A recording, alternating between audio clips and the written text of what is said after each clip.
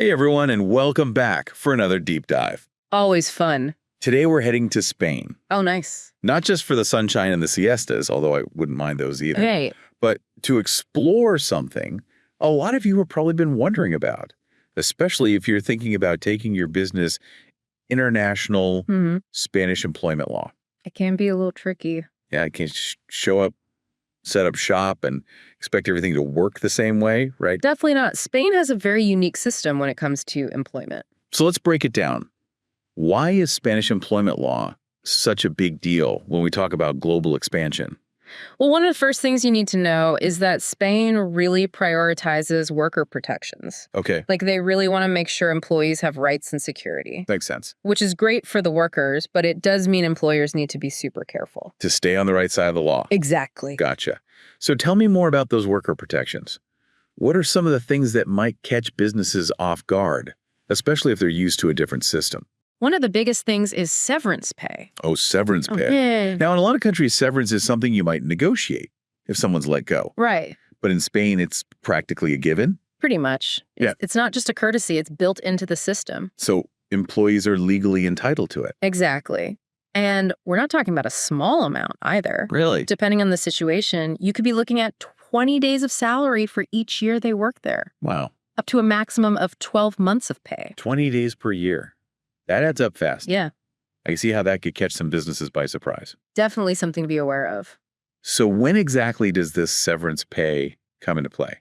I'm guessing it's not the same in every situation. You're right. Spain actually has two main types of dismissals, Okay. collective and individual. Collective dismissals. That's like when a company has to lay off a bunch of people at once. Exactly. Usually 10% or more of the workforce within a 3-month period. So not just a few people here and there. No, usually happens because of like economic reasons or if there are serious productivity issues. Makes sense. Yeah. So it's not as simple as just letting people go. None at all. Collective dismissals are heavily regulated. I bet. For example, companies have to prove that they've tried everything else before resorting to layoffs, like trying to improve efficiency or cut costs in other areas. I see. And then there's a mandatory negotiation period with the employees or their representatives, Oh, wow. which can last up to a month for bigger companies. That's a long time. It is. It's a long process, and you have to document everything very carefully. So yeah, collective dismissals sound like a real pain.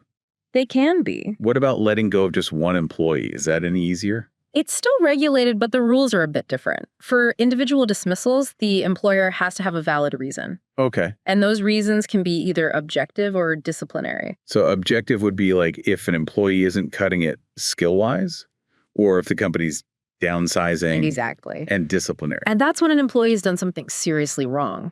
You know, like misconduct, breaking company rules, that sort of thing. So those are the more straightforward cases, right? Well, it can still get a bit tricky because remember, Spanish labor courts tend to favor the employee. Right, right. So even if you think you have a clear disciplinary reason, you need to be able to back it up. With documentation and evidence. Exactly. Or the employee can challenge the dismissal. And if they win. Then you could be looking at even higher severance payments. Wait, higher than that 20 days per year we talked about. Oh, yeah. If a court decides a dismissal was unfair, the compensation can jump to 33 days of salary for each year of service, Wow. up to a maximum of 24 months. That is a lot. So you really need to be careful and make sure you're following the right procedures. This is sounding more and more like a legal minefield every minute. It can be. I can definitely see why anyone thinking about expanding to Spain would want some expert help. It's just so much to keep track of. Absolutely, especially when you're already dealing with a new culture and a new business environment. It's a lot to juggle. And that's where partnering with a company like INS Global can be a game changer.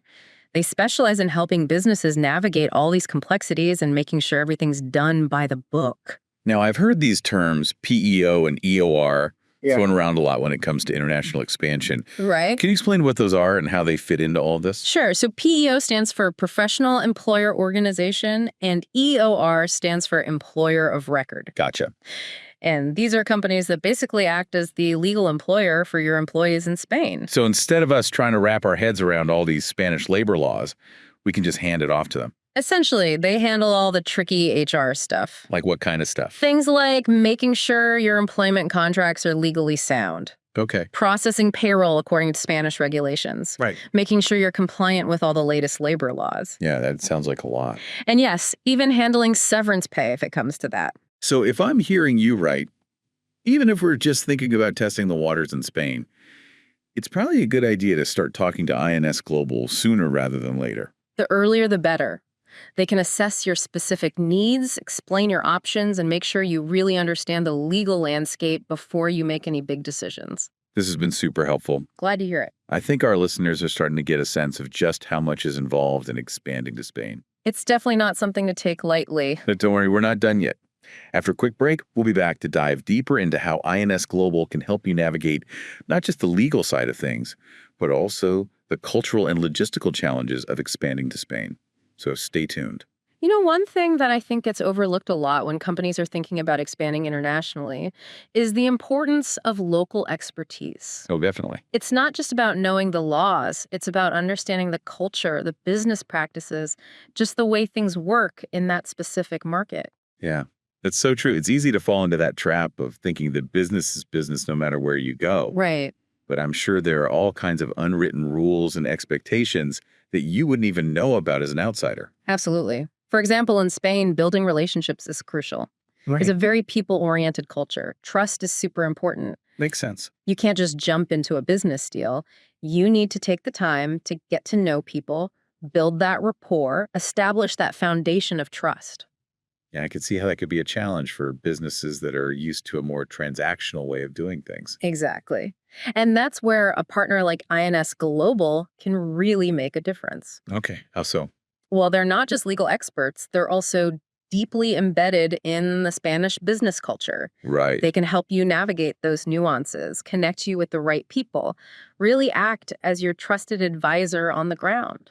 So it's about more than just ticking the boxes and making sure Yeah. your paperwork's in order. It's about having someone who gets it, who understands the local landscape and can help you figure things out. Exactly. And that goes for all aspects of your operations, from recruitment and onboarding to managing day-to-day HR issues. So they can help with finding good people. Absolutely.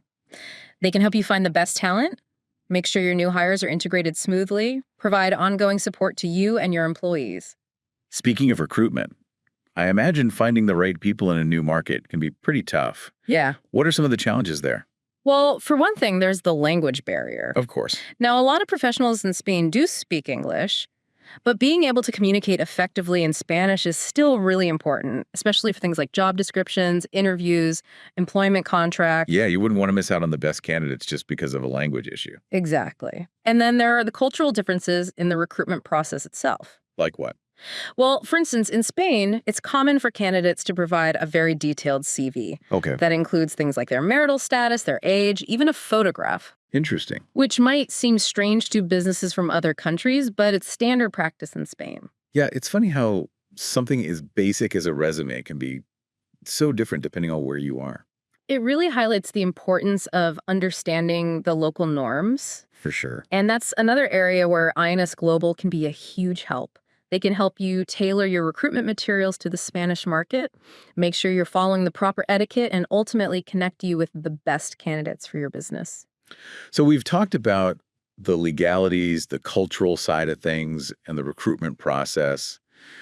What about managing employees on a day-to-day basis? What are some of the key HR things to keep in mind when operating in Spain? One of the biggest ones is this concept of fijo discontinuo. Fijo discontinuo. It's a type of employment contract that's unique to Spain, Okay. and it can be pretty confusing for businesses that aren't familiar with it. So what is it and why is it so important? Essentially, it's a permanent contract for seasonal or intermittent work. So let's say you're running a hotel on the coast and you need extra staff during the summer tourist season. Right. You can hire people on fijo discontinuo contracts, which means they're technically permanent employees, but they only work during specific periods. So it's kind of like a hybrid between a permanent and a temporary contract. Exactly. And it offers benefits for both the employer and the employee. I see. For employers, it gives you the flexibility to adjust your staffing levels based on demand. And for employees, it provides a certain level of job security, even if they're not working year-round. That's really interesting. It's like a win-win. It can be, but it's also quite complex to manage.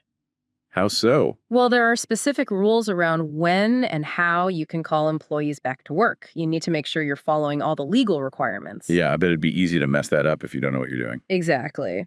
And that's another area where INS Global's expertise is really valuable. Makes sense. They can help you understand how FIHO discontinuo contracts work, draft them correctly, and ensure you're managing them in a compliant way. Okay, so we've covered a lot of ground here.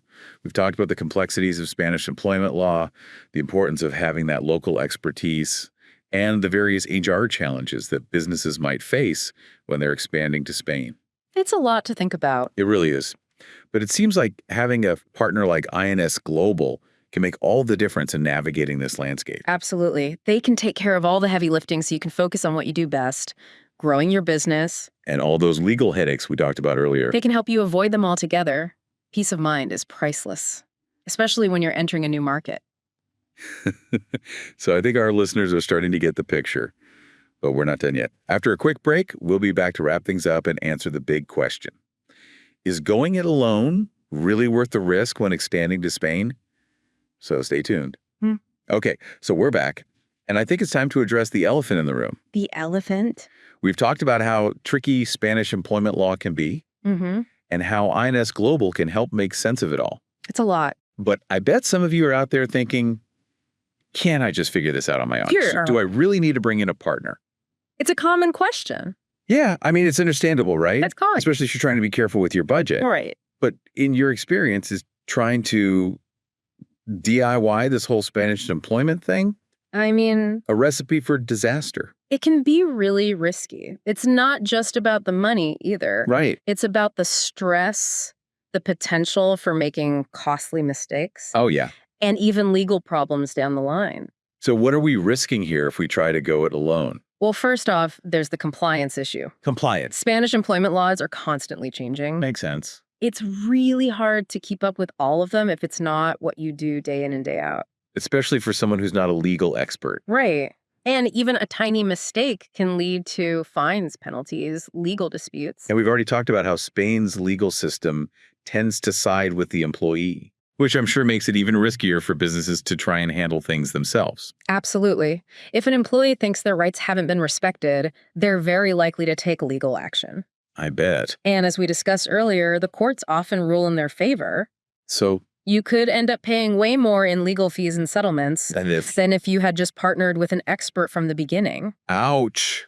Talk about penny wise and pound foolish. Exactly. And then beyond the legal stuff, there's the potential damage to your reputation. That's true. Word gets around. It does. And if you get a reputation for not treating employees well, it's going to be hard to attract and keep good people. Especially in a competitive market. Oh, yeah. Your reputation is everything these days. And let's not forget all the time and energy it would take to manage all of this yourself. That's right. Are you really going to want to spend all your time on paperwork, legal research, deciphering confusing regulations? Sounds exhausting. It can be. Wouldn't you rather be focusing on actually running your business? Growing your business. Exactly. Developing your strategy for the Spanish market. Yeah, it's all about opportunity cost, isn't it? It is. By handing off these complex HR tasks to experts, you free up your time and resources to focus on what really matters. So to sum it all up, To sum it up, if you're serious about making a go of it in Spain, mhm, don't try to do it alone. it's tempting. It is, but it's an investment that will pay off in the long run. Absolutely. And when it comes to partners in Spain, Yeah. INS Global really seems like the way to go. They're fantastic. They've got the expertise, the experience, the local know-how to guide you every step of the way. They really do. Okay, listeners, that's another deep dive in the books. We've explored the ins and outs of Spanish employment law, The whole 9 yards. the potential pitfalls of going it alone, Definitely some pitfalls there. and the huge benefits of partnering with experts like INS Global. A good partner can make all the difference. Absolutely. We hope this has been helpful. And if you're thinking about expanding to Spain, Even just thinking about it, we encourage you to reach out to INS Global. don't wait. They can make your journey smoother, safer, and ultimately more successful. Good luck out there. Until next time, keep exploring, keep learning, and keep dadding deep.